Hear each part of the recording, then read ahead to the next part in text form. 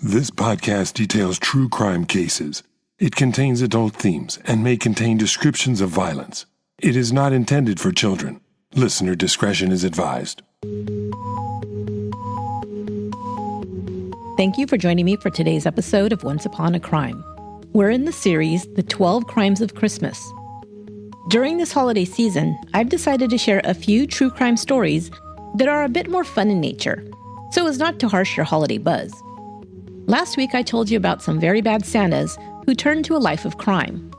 This week, I've got a hodgepodge of holiday-related true crime stories, from outrageous to amusing, to share with you. I'll also be sharing some holiday greetings from some of my podcast friends. Some you may recognize, and others may be new to you, so make sure to jot down the names of those to check out and subscribe to. This is Chapter 2, Holiday Hijinx.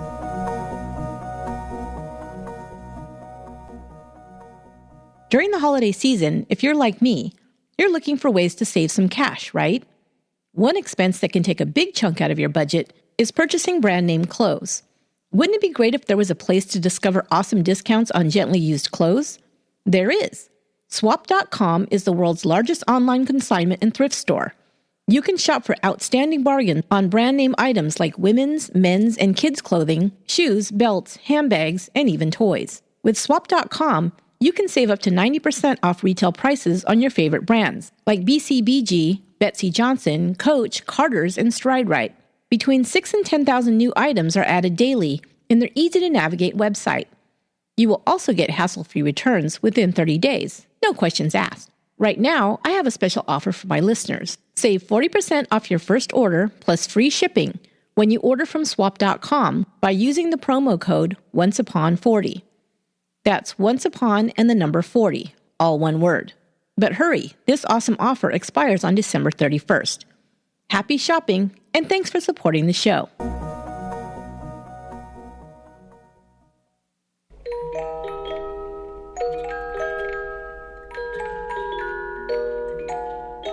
I'll admit it, I'm not a big fan of holiday shopping. Threading my way through traffic, fighting for a parking spot, wading through crowds of shoppers at the mall, and hauling back loads of shopping bags is really not my cup of tea. I do more and more of it online to avoid all of those things. I really just try and do one all-encompassing shopping trip to my nearby outlet mall early in the month of December to cross it off my list of things to do. I'd much rather spend the time sitting in front of the fireplace, drinking a glass of wine or a cup of spiked eggnog, and just hanging out and relaxing. But I know some people who absolutely love holiday shopping.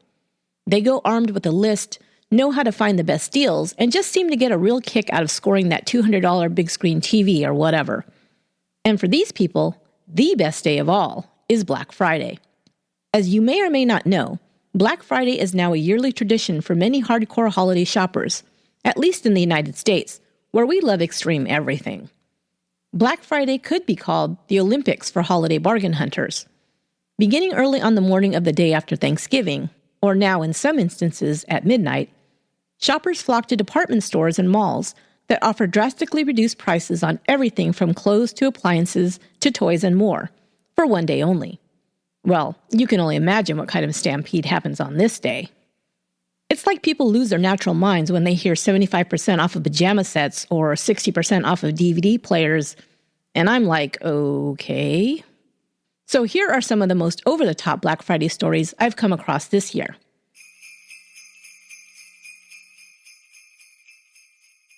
In 2011, at a Walmart store in Los Angeles, California, a mother of three was hell-bent on getting one of those deeply discounted game systems, an Xbox 360. As a crowd of people began pushing towards the stack of game consoles, she decided to take matters into her own hands to try and secure one for herself. She pulled out a can of pepper spray and sprayed the crowd in order to keep them back. 20 people suffered injuries, half with burning eyes, pain, and temporary blindness from the pepper spray, and the others from injuries sustained in the subsequent panic to get away from the noxious fumes. The woman fled the store immediately afterwards, perhaps realizing her overreaction might lead to an arrest. She and her 3 children were seen quickly leaving the store. Police reviewed store surveillance camera tapes to try and identify her, but she was able to get away. In 2013, in a Walmart store in West Memphis, Arkansas, Fights broke out among customers on Black Friday over items like television sets and towels. Some of the violence was captured by customers on cell phone cameras. The store was offering a set of towels for sale at $1.28 each, and a stampede occurred when customers began pushing and shoving their way to try and grab as many set of towels from the stack as possible. Walmart employees can be seen in the video distancing themselves from the crazed customers as they rip towels off the shelves. One tall man begins reaching down into a bin of towels and flinging them back over his head into the crowd that is trying to push their way to the sale items. It's not clear if he was simply trying to keep crowds from shoving against each other and possibly injuring one another, or if he was looking for a specific color of towel and rejecting the rest by throwing them out of the way. That same year, an incident was captured on video at a Walmart in North Carolina. Are you seeing a pattern? The video, shared on YouTube, shows a group of people crowded around a stack of boxes containing flat-screen television sets. The customers began pushing one another to grab a box. A moment later, a man can be seen throwing another man to the ground and yanking a second television set out of his hands. There was already one in his cart. While a woman screams, "Oh my God!" Those who are standing in line nearby look over at the fracas, but don't leave their place in line. The man who videotaped the melee reported later that he was thrown out of the store by the management for filming. Bad PR, you know. Women and children look on stunned nearby. Walmart countered these reports of customer violence with a video of their own. In this video, several people are standing in lines on Black Friday, their carts piled high with bargains, talking about the friendly Walmart employees and the fun they've had shopping that evening.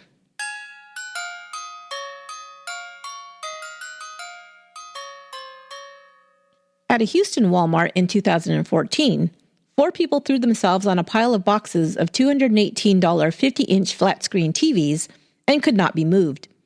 Cops were called and the people were escorted out for their own protection. No arrests were made. In 2012, a fight began inside a Roseville, California mall at the Victoria's Secret store. An employee at the lingerie store reported that shoppers went wild, trying to grab bras, panties, and other items. Some threw merchandise into the air, and a box set hit one woman in the head. Some others in the store were trampled, and a teenage girl got punched in the stomach. At a Victoria's Secret. In El Paso, Texas, shoppers began throwing themselves on items, while others shoved to get to the goods, when cops were called to break up the chaos. One man would not be deterred and refused to let go of an item, even as a police officer approached him to move him away. He took a swing at the officer, and 2 more officers quickly tackled him to the ground, while others, still not wanting to step away from the sale items, were injured when they found themselves too close to the police action. The man was cuffed and taken to jail. But some Walmart shoppers on Black Friday resort to outright stealing. Here's the story of one pair who employed a very unique strategy. In 2014, 27-year-old Gerard Dupree faked a heart attack to distract employees at a Florida Walmart, while his friends stole toys from the store. Dupree fell to the ground near an exit, and while employees and shoppers came to his aid, his friend, 30-year-old Tara Scott, wheeled a cart full of items out of the door. After Scott left the store, Dupree calmly got up and left. However, security cameras later would reveal the pair loading a shopping cart with a Barbie motorized car, a Barbie dream house, and a Leapfrog tablet, worth an estimated $369. Cameras also recorded the faked heart attack and Scott's departure from the store with the goods.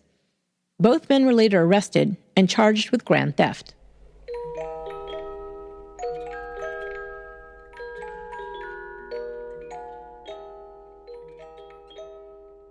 This last story combines Black Friday madness with our last episode's theme of bad Santas. For this story, I'm not even going to try and write my own account. I'm just going to read verbatim from the New York Daily News account, because it's brilliant. In a December 1st, 2014 article written by Jason Molinette titled, "Ho Ho Whoa, Bad Santa Bears Nearly All in Black Friday Massachusetts Mall Stunt," he reports, Black Friday saw its share of brawls and ballsy behavior. But one bad Santa at a mall outside Boston let it all hang out and got jangled by police for trying to jingle all the way. Eric Watterson, 18, of Lancaster, Mass., was arrested by police after wearing only sneakers, a G-string, and Santa hat over his privates as he waited in line to enter the Solomon Pond Mall in Marlborough just after midnight Friday. the Telegram and Gazette reported. He was met with a chilly reception. Security guards turned the bare-bummed Watterson away, and police nabbed him and charged the college student with open and gross lewdness and disturbing the peace. Crazy. But lest you think that Black Friday is just a mere anomaly, here are some stats. A website called reviews.org breaks out Black Friday trends and statistics, such as states with the highest chance of Black Friday violence and the most common types of Black Friday violence reported. As of last month, November 2017, the states with the highest percentage of Black Friday violence based on FBI crime data and Black Friday Google search trends were Tennessee, Arkansas, Alabama, Louisiana, and Nevada. The states with the lowest chance of violence were Maine, Vermont, Connecticut, New Hampshire, and Rhode Island. Perhaps New Englanders are just more polite? Who knows? The most common types of incidents reported are people being trampled and shootings tied for first place, followed by pepper spraying. More than a few frenzied shoppers have resorted to pepper spray to gain the upper hand in crowds. Fights, stabbings, and car-related incidents. Finally, stores that have had Black Friday incidents of violence reported are, take a guess, number 1, Walmart, with 57% of incidents occurring in that establishment, the mall in general being number 2, followed by Toys R Us, Target, Best Buy, and at a lesser reported rate, Kohl's. The website even provides tips for surviving Black Friday. Make a plan and use the buddy system to know where you're going and what to do if you get separated. Carry only what you need to thwart pickpockets. Keep your phone charged and emergency numbers handy, and leave if you sense danger. The last tip is to avoid Black Friday altogether, a strategy I always employ. Because hey, Cyber Monday is just a couple of days afterwards, and you can look for all your shopping deals online in the safety and comfort of your own home.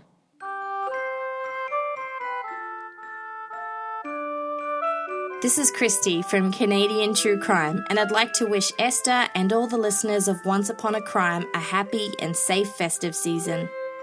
This is the captain from True Crime Garage, wishing everybody a happy holidays. Cheers. Hey there, this is Erica Kelly of Southern Fried True Crime, wishing y'all a wonderful holiday season and best wishes for a happy new year. What's a great way to stay out of mall madness this holiday season? Give them a subscription to Sock Club. Sock Club is the perfect gift for that hard-to-shop-for friend, coworker, or family member. I mean, we all wear socks, right? And these are soft and comfy, unique socks made in the USA. You can gift a 3, 6, or 12-month subscription, or even give a one-time pay-as-you-go gift. It just depends on how much you love them. You can create a custom greeting for each shipment if you like, to remind them who their favorite person is. You, of course. I get very excited each month when my Sock Club package arrives in the mail. Each pair of socks has a unique design that arrives with a letter telling the story behind each sock design. And you know I love stories. The packaging is super cool as well. Your recipient will feel very special receiving their Sock Club gift delivery. Here's a special offer for you. Go to sockclub.com/once and use discount code ONCE at checkout to get 15% off your order. That's sockclub.com/once. Give a little reminder of your love every month. Give Sock Club.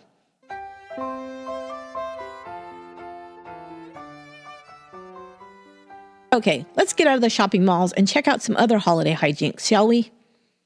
I've been hearing more stories in the last few years of holiday decorations going missing in residential neighborhoods. It seems some can be real Grinches. Perhaps they hate seasonal decor and want to eliminate it from their view. Or perhaps they want it to brighten up their Grinch caves. Whatever the reason, it's a terrible person who would steal someone else's Christmas decorations. And some are really not very smart about it. Like, take these mental midgets. In 2014, Jeremy Llewellyn, 18, and his 42-year-old wife, Carrie Carley, yes, you heard that correctly, were arrested for stealing their neighbor's Christmas decorations from their yard. Llewellyn and Carley then proceeded to put said decorations in their own yard, next door. Llewellyn, a resident of Colorado Springs, had been driving around town taking decorations from several homes, then returning to decorate his own house and yard with the stolen items. The next-door neighbor's decorations were also on display at Llewellyn's. but in the backyard. A resident who'd had his decorations stolen was driving around the neighborhood when he saw a familiar Christmas display in Llewellyn's yard and called the police. When police arrived with a search warrant, they also found several other items that had been reported stolen from around town. Both the front and back yards were filled with stolen lawn ornaments and Christmas decorations. It was like a decoration graveyard, one resident said. The couple admitted to stealing about $2,000 worth of decorations. Mrs. Grinch would then tell the cops that she had no idea the items were stolen. Every morning he'd go for a walk at like 2 or 3, Carly said. Because everyone goes for a nice stroll at 3 a.m., right? And then there was just more stuff in the yard. I didn't know exactly where it all came from. However, she also said that her husband had been jailed in November for stealing Halloween decorations. A reporter then asked her, wouldn't that have raised her suspicions about the Christmas decorations he was bringing home? I didn't know what to do, I didn't know if I called, if I was going to get in trouble myself or not, because it was in my yard. Yeah. Police asked Llewellyn if he didn't feel bad for stealing from families at Christmas, and Christmas decorations, no less. He just laughed and said it didn't bother him at all. His wife confirmed this, telling reporters that she did confront him, but he shrugged it off, telling her, well, this is my job. Wait, maybe he is the Grinch. He also said that he didn't care how it affected other people. Both Llewellyn and Carly were arrested. Carly was released on bail, while Llewellyn remained in jail over Christmas. The stolen decorations were returned to their rightful owners.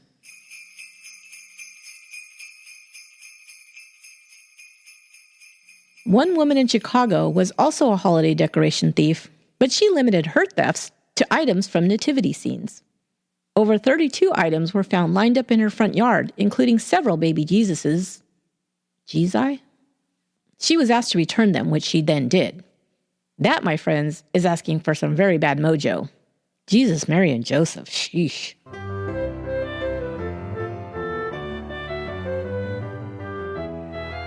Hi, this is Charlie. And this is Ali from Insight, and we want to wish you a happy holidays. Happy holidays. Hi, I'm Cambo from True Crime Island, a great fan of Once Upon a Crime, wishing everyone a very happy festive season. This is Haley and Jess from Murder Road Trip, wishing you a happy holiday and a great new year. Cheers!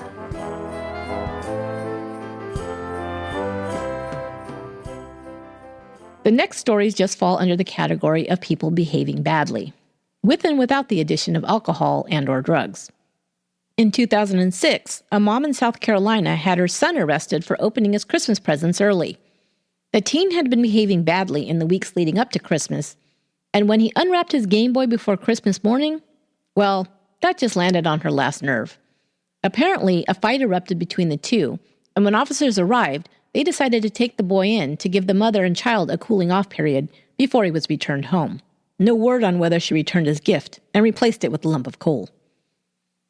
In Canada, a man was arrested for telling children that Santa wasn't real. At a Christmas parade in Ontario, a man got drunk, slicked his hair into devil horns, and crashed the festivities, where he commenced trying to ruin the magic of a Christmas for the children in attendance. Parade goers called the police, and he was arrested and charged with being drunk and disorderly. He's the Grinchy's second runner-up. In another parade-related story, 42-year-old David Allen Rogers volunteered to drive a Christmas float for a local dance studio in South Carolina. Rogers, it was found, drank a few beers before arriving to his float driving duty. Everything began fine, with Rogers driving slowly along the parade route, while children in their dance costumes, including one of his own kids, and their adult instructors rode on the float. But at a certain point, he must have become impatient because he pulled out of line to pass a tractor. He then continued down Main Street at a high rate of speed, upwards of 60 miles an hour. He also ran a red light. A person on the float used their cell phone to call 911. Officers quickly caught up to Rogers and pulled the float over. He was found with an open container of alcohol and was charged with DUI, kidnapping, and assaulting an officer. In Chestertown, Maryland in 2006, another Christmas parade was ruined, this time by an unruly snowman. A man in a Frosty the Snowman costume became angry and took a swipe at a dog-handling officer when he was asked to move away from the crowd. 52-year-old Kevin Walsh scuffled with the officer and tried to kick his police dog before being placed in handcuffs and hauled off to jail. The man said he'd dressed as Frosty for the parade for 10 years, and he'd done nothing wrong. He was released on his own recognizance. After being released, his hat blew off, and he melted into a puddle of slush.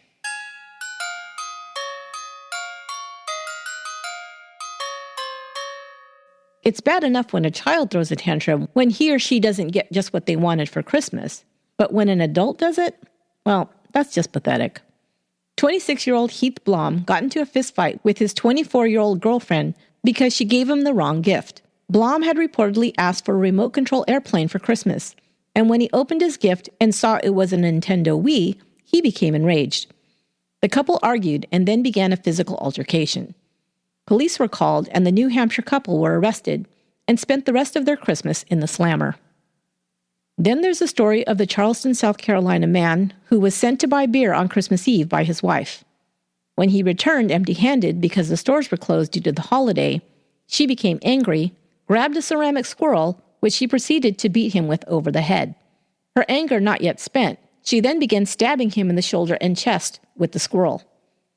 Police were called, and when they arrived and found the man covered in blood, 44-year-old Helen Williams told them that he'd fallen and cut himself. However, she could not explain when they asked why her hands and clothes were also bloody. Williams was arrested and charged with criminal domestic violence with a squirrel. Finally, here's an interesting turn of events. A CBS News headline in 2011 reads, "Intruder enters Ohio home, decorates for Christmas." Terry Trent, age 44, was high on bath salts when he broke into a home in a Dayton, Ohio suburb and began hanging up holiday decorations. Trent entered the home through a back door and began decorating. He lit some candles on the coffee and kitchen tables and hung a Christmas wreath on the garage door. He then took a seat on the couch and turned on the television set loudly. Because of the noise, one of the home's residents, an 11-year-old boy, was alerted and found the stranger sitting in his living room. Trent then told the boy, "I'm sorry, I didn't mean to scare you. I'll get my things and go." The boy then went next door to tell his mother, who was visiting a neighbor. Police were called and Trent was arrested without incident. Cops said he was very polite and cooperative, but he did have a history of drug offenses and was suffering from some mental issues. But they had to arrest him. It was only November 15th, and he was already putting up Christmas decorations, which is, as you know, against the law. Yeah, I wish. Hey, it's Vanessa with the Cleaning of John Doe, wishing you and your family a Merry Christmas and a Happy New Year. Stay awesome, guys. Hi, this is Roseanne from the Killifornia Dreaming Podcast, and I just wanted to take this time to wish you all a joyous holiday season and a very, very, very Happy New Year. Another Christmas without answers in the search for missing Pennsylvania 1987 woman Clara Pockets is anything but merry. This is me, John David Booter, of the podcast Done Disappeared, with me, John David Booter. Hoping, wishing, and praying we can all stay strong in this holiday season. Blessed be. That will do it for this episode of Once Upon a Crime. Next week will be the last episode of the year, and then I'll be off for 2 weeks to celebrate the holidays. But you won't want to miss this final episode, as I'll have a very special guest host who will be with me discussing the Scott and Lacey Peterson case. I hope you'll join me then. Stay tuned at the end of this episode for a message from JV. You may know him as Mixter Hyde, about a very special podcast episode coming up on his podcast, Criminal Musings. Until next time, be good at Walmart, be full of holiday cheer, but don't get crazy, and be good to one another.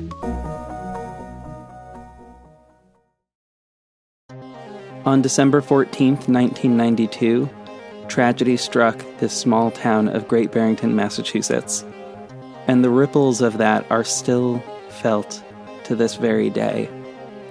This week on Criminal Musings, I'm going to be telling that story. This school is a place that is very, very important to me. Great Barrington, Massachusetts is my hometown. I was born here and raised here, so this case is personal for me. Please join us as we delve into the story learn who the victims were, and honor their memory. You can find Criminal Musings wherever you get your podcasts.